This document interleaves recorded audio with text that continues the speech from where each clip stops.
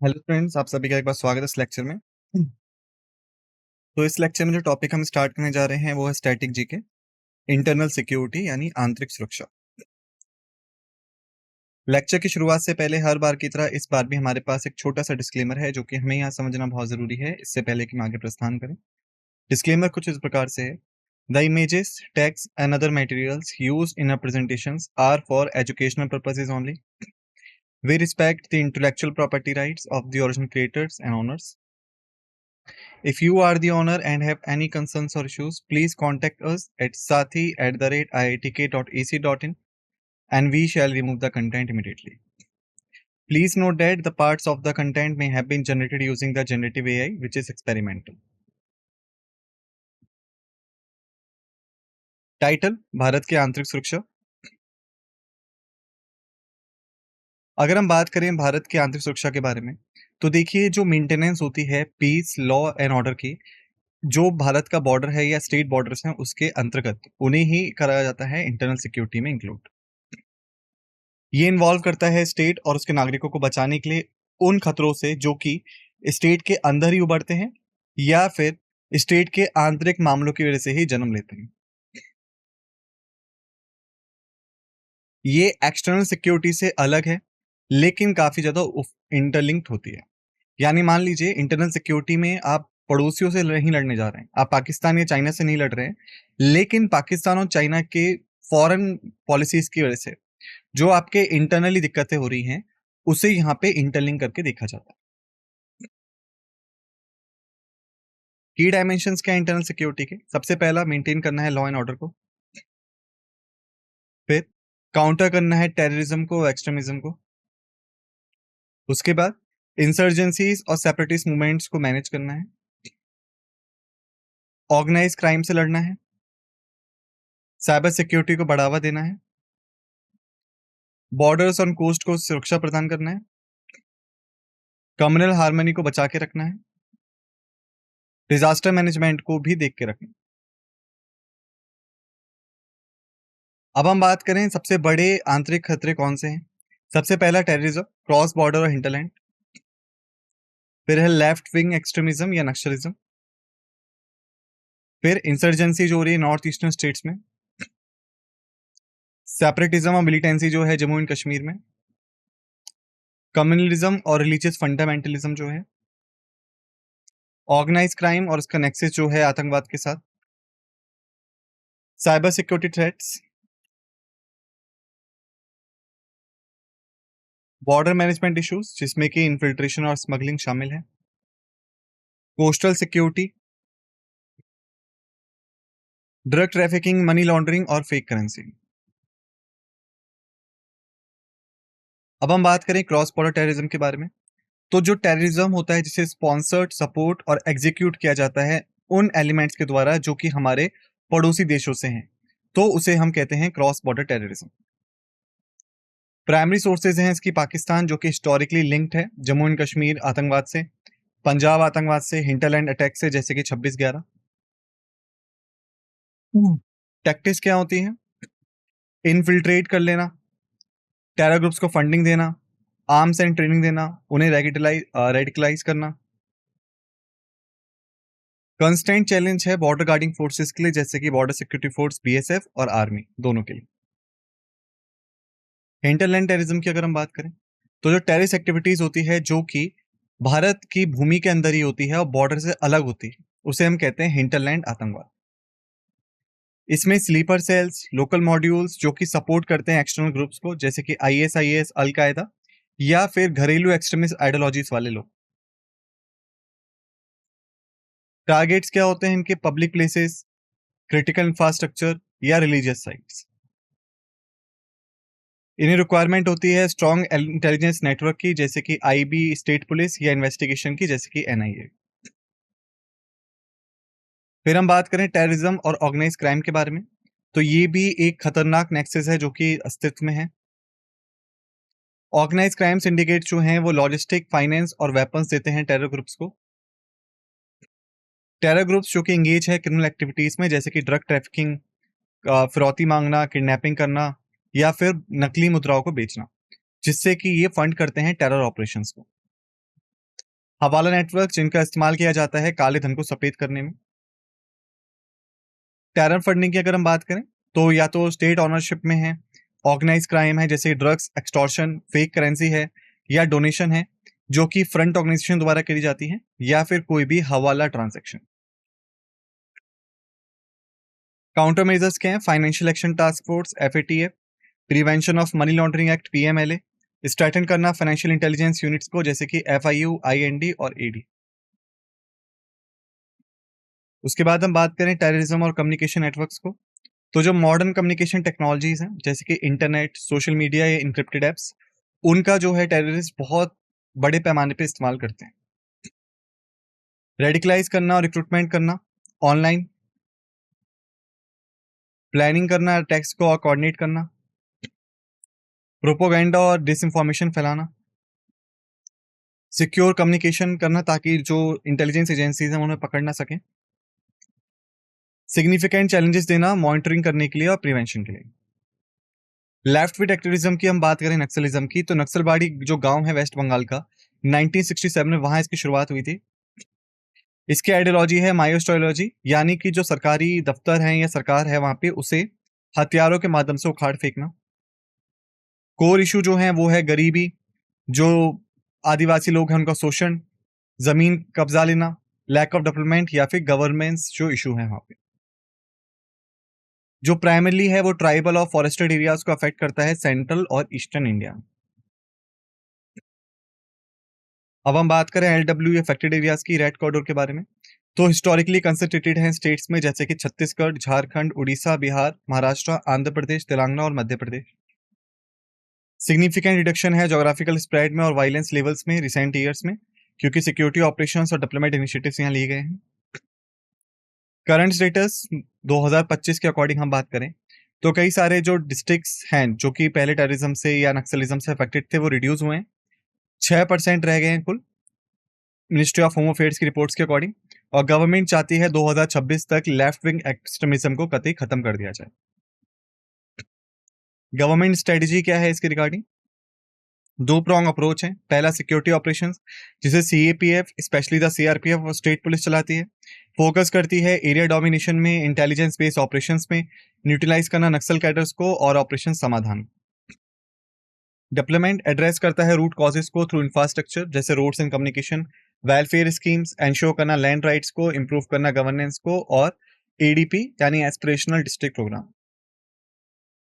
फिर LW challenges, difficult terrain जैसे कि फॉरेस्ट और hills, lack of infrastructure remote areas में, विनिंग ट्रस्ट लोकल पॉपुलेशन का, कटिंग ऑफ फंडेड सोर्सेस यानी कि एक्सटॉर्शन, ओवरग्राउंड वर्कर्स यानी कि ओजीडब्ल्यू जो कि सपोर्ट प्रोवाइड करते हैं।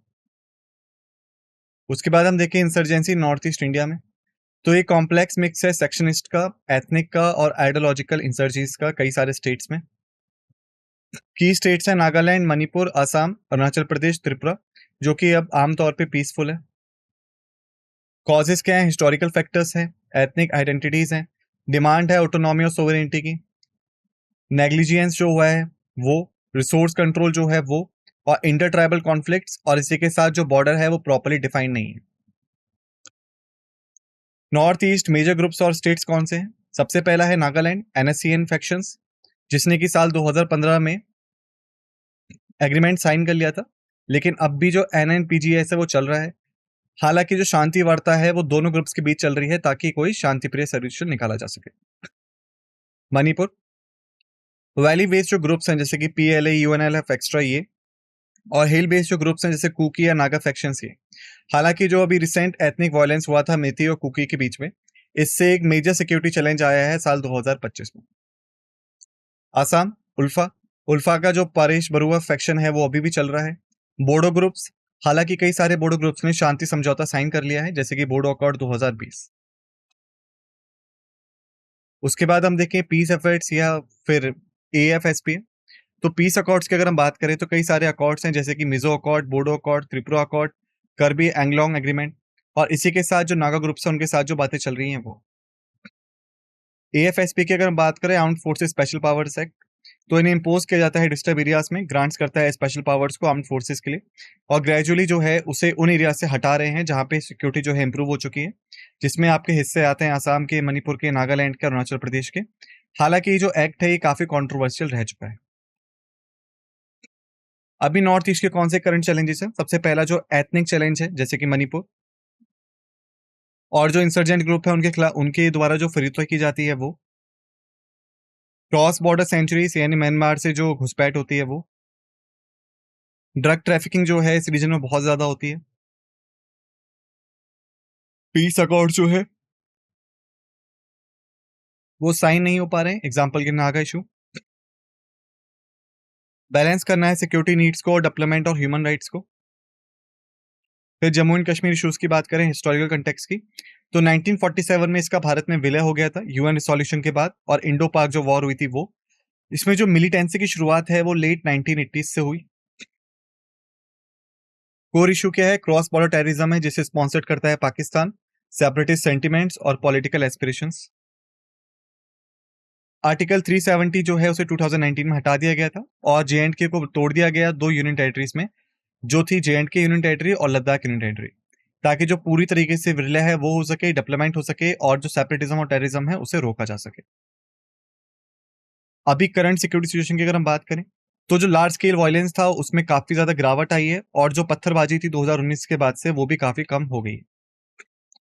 जो टारगेटेड किलिंग्स हैं वो होने लगी हैं, सिक्योरिटी फोर्सेस पर अटैक होने लगे हैं, और मिलिटेंसी को दोबारा से जिंदा करने की कोशिश की जा रही है। अभी हाल ही में सबसे बड़े जो अटैक्स हुए थे उसमें पहलगाम 2025 था, जिसने दिखाया कि पाकिस्तान बेस्ड ग्रुप जो हैं वो अब भी यहाँ पे खतरा पैदा कर रहे हैं। ऑनगोइंग काउंटर टेररिज्म ऑपरेशंस जो हैं जिसे आर्मी, सीआरपीएफ और जेएंडके पुलिस चलाती है, वो अभी सिक्योरिटी को कंट्रोल करने की कोशिश कर रहे हैं। Cross border terrorism factor, Pakistan ने कंटिन्यू सपोर्ट दी है ट्रेनिंग, फंडिंग और इन्फिल्ट्रेशन में टेररिस्ट ग्रुप्स को, जो कि प्राइमरी ड्राइवर रहा है वायलेंस का। ड्रोन्स जो है उनका इस्तेमाल होता है स्मगल करने के लिए वेपन्स को और अक्रॉस एलओसी और आईबी।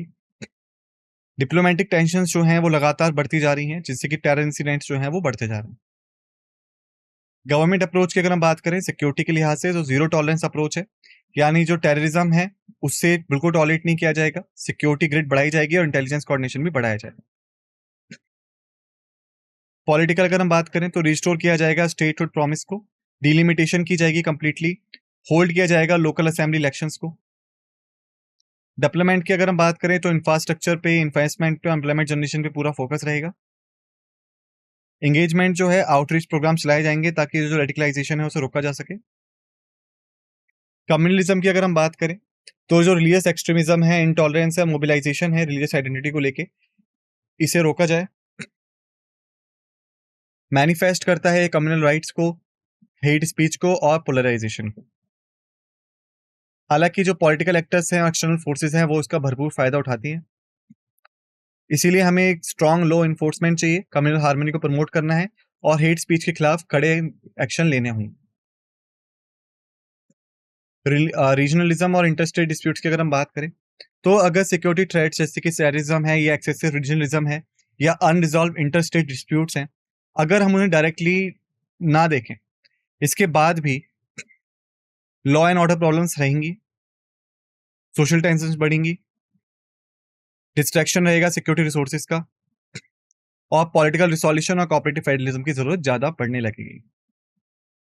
ऑर्गेनाइज क्राइम की हम बात करें तो जो क्रिमिनल एक्टिविटीज ऑर्गेनाइज ग्रुप करते हैं प्रॉफिट कमाने के लिए, उसे ऑर्गेनाइज क्राइम कहा जाता है। मेजर फॉर्म्स जो है इंडिया में वो है drug trafficking, human trafficking, arms smuggling, extortion, kidnapping, contract killing, cyber crime, economic offences जैसे कि मनी लॉन्ड्रिंग या फिर काउंटरफिट करेंसी।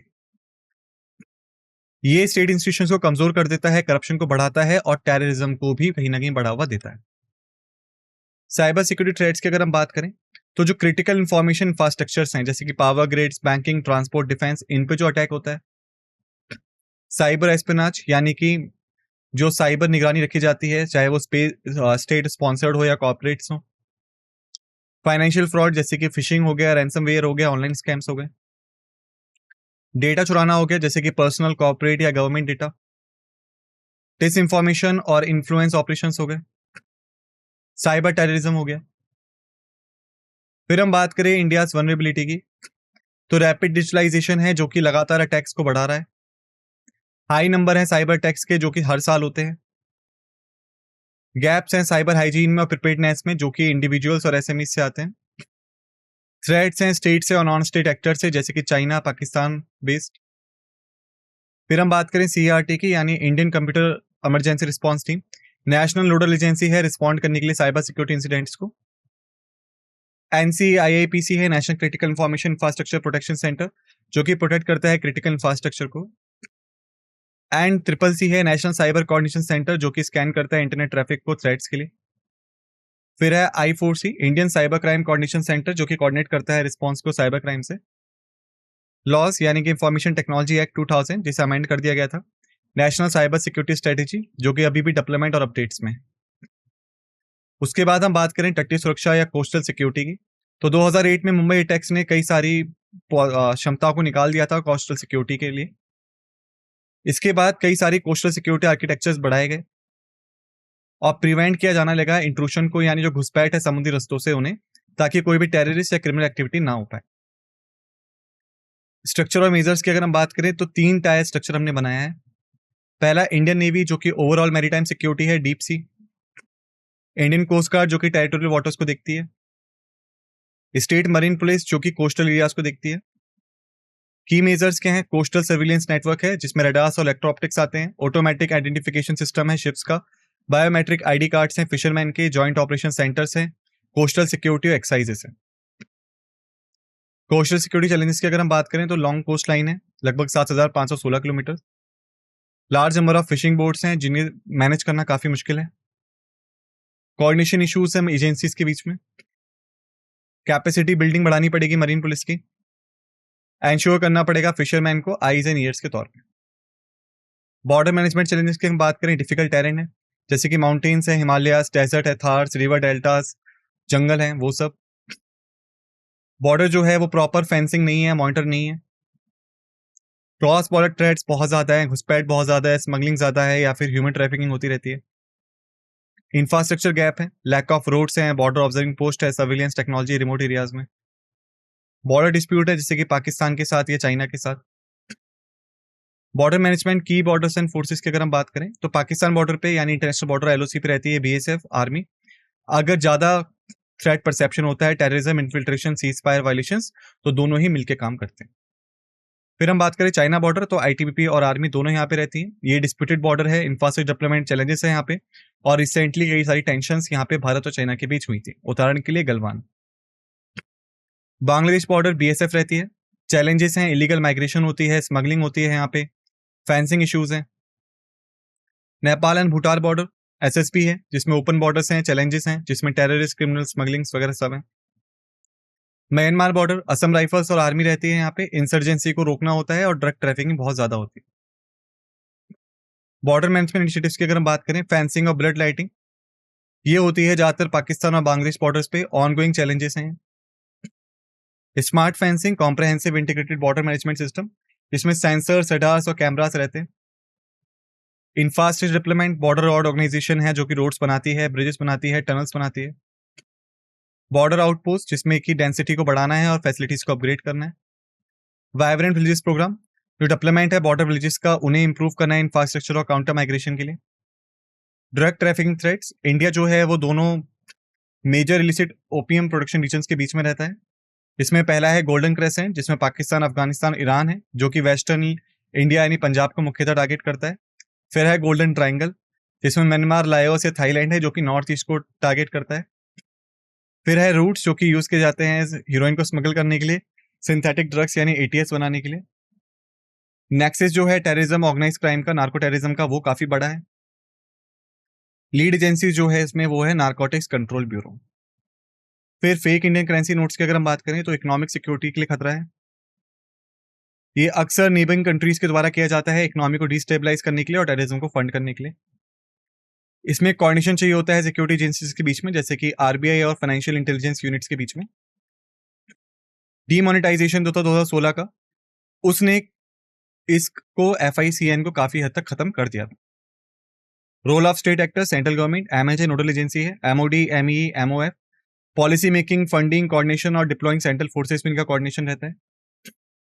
स्टेट गवर्नमेंट जो है रिस्पॉन्सिबल है पुलिस और पब्लिक ऑर्डर्स के लिए, जिसमें प्राइमरी रोल जो है मेंटेनिंग लॉ एंड ऑर्डर का है, फर्स्ट रिस्पॉन्डर होते हैं। सिक्योरिटी फोर्सेस यानी police, CAPF, army, in aid to civil power और coast guard. Intelligence agency, IB, R&W, NIA, NTRO, state intelligence. Judiciary जो अपहोल्ड करती है रूल ऑफ लॉ को, ट्राई करते हैं केसेस को under security laws. Role of non state actors, negative actors की अगर हम बात करें, टेररिस्ट ग्रुप्स, इंसर्जेंट और separatist group, organise crime syndicates, extremist religious और पॉलिटिकल ग्रुप्स, ओवरग्राउंड वर्कर्स जो कि सपोर्ट करते हैं मिलिटेंसी को। पॉजिटिव एक्टर्स या पोटेंशियल कौन कौन से हैं? सिविल सिक्योरिटी ऑर्गेनाइजेशंस हैं, एनजीओस हैं। मीडिया है जो कि रिस्पॉन्सिबल है रिकॉर्डिंग के लिए और सेंसिलाइजेशन और डिसइंफॉर्मेशन के लिए। कम्युनिटी लीडर्स हैं, सिटीजन्स हैं, जैसे कि विजिलेंस, कम्युनिटी पॉलिसिंग और बाकी। सिक्योरिटी फोर्सेज या स्टेट पुलिस जो प्राइमरी लॉ एनफोर्समेंट एजेंसी हैं स्टेट्स में, वो रिस्पॉन्सिबल है prevention, detection of crime, maintaining law and order के लिए। फर्स्ट रिस्पॉन्डर है मोस्ट इंटरनल सिक्योरिटी इंसिडेंट्स के लिए। चैलेंजेस को फेस करते हैं जैसे कि स्टाफ की कमी है, मॉडर्न इक्विपमेंट की कमी है, ट्रेनिंग की कमी है, पॉलिटिकल इंटरफेरेंस रहता है और स्ट्रेस रहता है। स्पेशलाइज यूनिट कौन कौन सी है? एंटी टेररिस्ट स्क्वाड है और स्पेशल टास्क फोर्स है। फिर आता है हमारा सिक्योरिटी फोर्सेस। पहला आता है central arm police forces, CAPF. ये आती है मिनिस्ट्री ऑफ होम अफेयर्स के अंतर्गत। ये डिप्लॉय करी जाती हैं स्टेट पुलिस को असिस्ट करने के लिए, बॉर्डर्स को मैनेज करने के लिए, काउंटर इंसर्जेंसी टेररिज्म के लिए और क्रिटिकल इंस्टॉलेशंस को बचाने के लिए। 7 फोर्सेज आती हैं इसके तहत, CRPF, BSF, CISF, ITBP, SSP, Assam rifles जो कि एमएचए और एमओडी दोनों के कंट्रोल में रहती है, और फिर आती है एनएसजी। सीआरपीएफ की अगर हम बात करें, सेंट्रल रिजर्व पुलिस फोर्स, तो सबसे बड़ी सीएपीएफ है। वो प्राइमरी इंटरनल सिक्योरिटी फोर्स है। Crowd control, riot control, counter LWE operations, counter agency, militancy, J&K और north east, VIP security, election duty में रहते हैं ये लोग। स्पेशलाइज यूनिट है कोबरा, एलडब्ल्यू एरियाज के लिए, आरएएफ रियॉट्स के लिए। फिर है बॉर्डर सिक्योरिटी फोर्स, बीएसएफ, जो कि इंडिया के लैंड बॉर्डर को गार्ड करती है पाकिस्तान और बांग्लादेश के साथ में। पहली लाइन ऑफ डिफेंस है। रोल है प्रिवेंट करता है ट्रांस बॉर्डर क्राइम्स को, जैसे कि इन्फिल्ट्रेशन और स्मगलिंग। प्रमोट करता है सेंस ऑफ सिक्योरिटी को among border population. Peace time border guarding force है। वॉर टाइम रोल जो है वो आर्मी कमांड के अंडर आता है। फिर आता है central industrial security force, CISF. Security cover देती है क्रिटिकल इंफ्रास्ट्रक्चर इंस्टॉलेशन को। की एरियाज हैं airport, seaports, nuclear installation, space establishments, power plants, government buildings, Delhi Metro, industrial units, PSUs. Also provides consultancy services on security and fire protection. फिर ITBP, Indo Tibetan border police, guards करती है India के border को China के साथ, Tibet autonomous region. Deploy करता है high altitude और माउंटेनियस टेरेन को। रोल है बॉर्डर गार्डिंग का, बॉर्डर इन्वॉलेशंस को रोकना, सिक्योरिटी को बढ़ाना बॉर्डर पॉपुलेशन में, डिजास्टर मैनेजमेंट कंट्रोल करना हिमालयास में, और स्पेशलाइज होती है माउंटेन वॉरफेयर में। फिर आती है हमारी एसएसपी, सशस्त्र सीमा बल, गार्ड करती है इंडिया के बॉर्डर को नेपाल और भूटान के साथ में। रोल है बॉर्डर गार्डिंग, ओपन बॉर्डर्स पे प्रिवेंट करता है क्रॉस बॉर्डरिंग क्राइम को, जैसे कि smuggling, human trafficking. Civil action programmes को बढ़ाती है रेपो बिल्डिंग में और बॉर्डर पॉपुलेशन। फिर Assam rifles, oldest paramilitary force है भारत की, गार्ड करती है इंडियन म्यांमार बॉर्डर को, काउंटर एजेंसी ऑपरेशंस को नॉर्थ ईस्ट में। यूनिक है, अंडर एडमिनिस्ट्रेटिव कंट्रोल आती है एमएचए के, लेकिन ऑपरेशन कंट्रोल होता है इंडियन आर्मी का, और ये होती है सेंटिनल नॉर्थ ईस्ट की। फिर आता है national security guards, elite federal contingency force है काउंटर टेररिज्म के लिए। ब्लैक कैट्स भी कहते हैं इन्हें हम। रोल है स्पेसिफिक टेरर सिचुएशंस को हैंडल करना, जैसे कि hostage rescue, hijacking, bomb disposal, VIP security, जिसमें कि एसआरजी कंपोनेंट आता है। पोस्ट 26/11 के बाद एनएसजी हब्स जो है वो बड़े शहरों में, जैसे कि मुंबई, कोलकाता, चेन्नई, हैदराबाद में स्टैब्लिश किए गए थे। इंडियन कोस्ट गार्ड की बात करें, मिनिस्ट्री ऑफ डिफेंस के अंतर्गत आता है। रिस्पॉन्सिबल है मैरीटाइम्स लॉ एनफोर्समेंट, सर्च और रेस्क्यू के लिए इंडिया के टेरिटोरियल वाटर्स में और एक्सक्लूसिव इकोनॉमिक जोन्स में। की रोल है कोस्टल सिक्योरिटी में, middle tyre, anti smuggling, anti poaching, pollution control, और क्लोजली काम करता है नेवी और मरीन पुलिस के साथ में। इंटेलिजेंस एजेंसी, आईबी, इंडिया की प्राइमरी डोमेस्टिक इंटेलिजेंस एजेंसी है, अंडर एमएचए।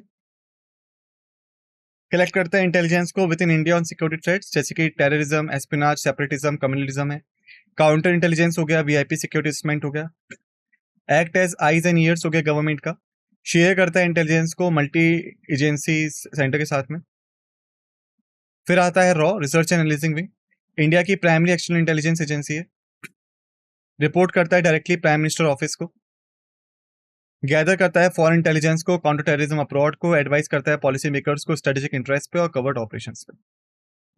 फिर है NIA, national investigation agency. Federal agency है जो स्टैब्लिश हुई थी पोस्ट 26/11 अटैक्स के बाद। इन्वेस्टिगेट और प्रोसिक्यूट करती है ऑफेंसेस को जिसमें कि भारत की सोवरेनिटी, सिक्योरिटी और इंटीग्रिटी पे खतरा होता है। शेड्यूल ऑफेंसेस जो हैं टेररिज्म, एफआईसीएन, आर्म स्मगलिंग वगैरह, इनमें भी इन्वेस्टिगेशन करती है। केसेस को स्टेट पुलिस से ले सकती है बिना स्टेट की परमिशन के साथ में, और इसकी ब्रांचेस पूरे भारत में। Intelligence agencies other key players हैं। पहला है NTRO, national technical research organisation, जो कि टेक्निकल इंटेलिजेंस एजेंसी है, साइबर, इमेजरी और signal intelligence. Enforcement directorate investigate करता है इकोनॉमिक क्राइम्स को, मनी लॉन्ड्रिंग को, टेरर फंडिंग को। DRI, directorate of revenue intelligence, anti smuggling intelligence है। NCB, narcotics control bureau, combat करता है ड्रग ट्रैफिकिंग को। State police intelligence unit, special branch है, सीआईडी है। फिर है 7 शेड्यूल, लेजिस्लेटिव पावर्स डिवाइड करता है, जिसमें स्टेट लिस्ट यानी पब्लिक ऑर्डर पुलिस जो है स्टेट की रिस्पॉन्सिबिलिटी होती है। यूनियन लिस्ट यानी डिफेंस, आर्म फोर्सेस और फॉरेन अफेयर्स जो है ये नेशनल सिक्योरिटी है और सेंट्रल गवर्नमेंट की रिस्पॉन्सिबिलिटी होती है।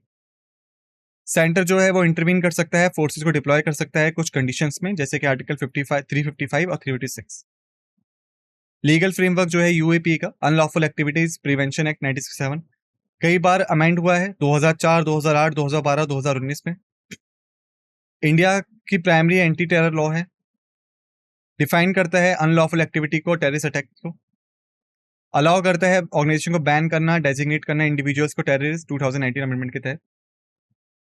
स्ट्रिंजेंट बेल प्रोविजंस हैं सेक्शन 43D(5) में, जो बेल है वो डिफिकल्ट होगी अगर प्रीमा फेसी ट्रू हो जाता है तो।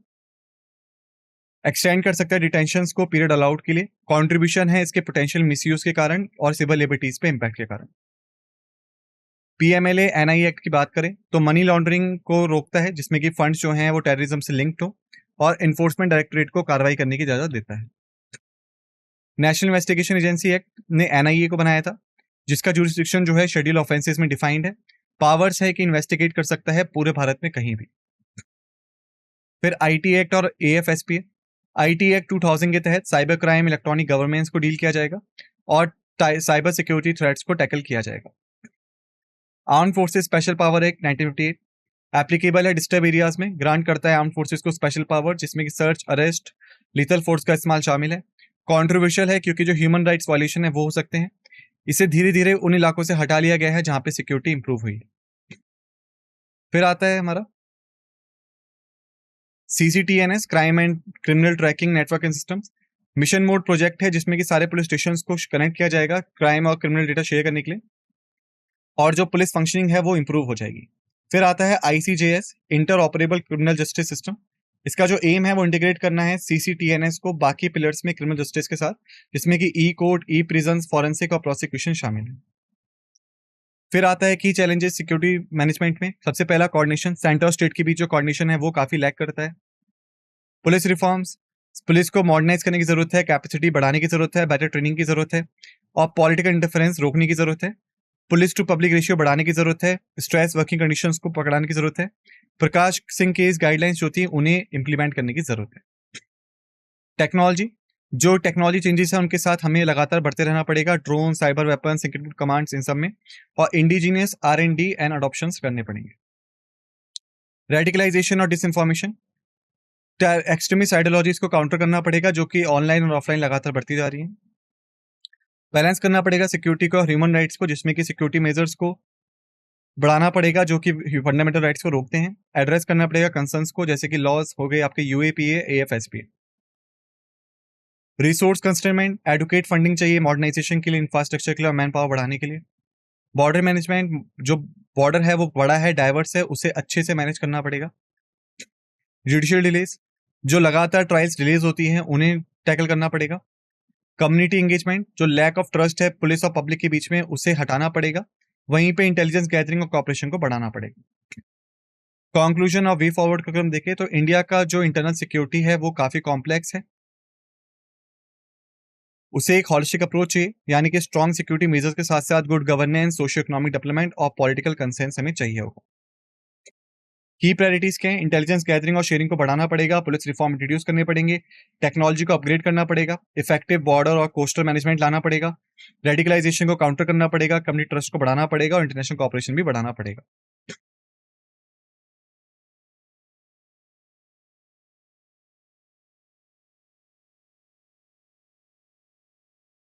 इसी के साथ हमने कर लिया है इस लेक्चर को समाप्त। आप सभी का धन्यवाद।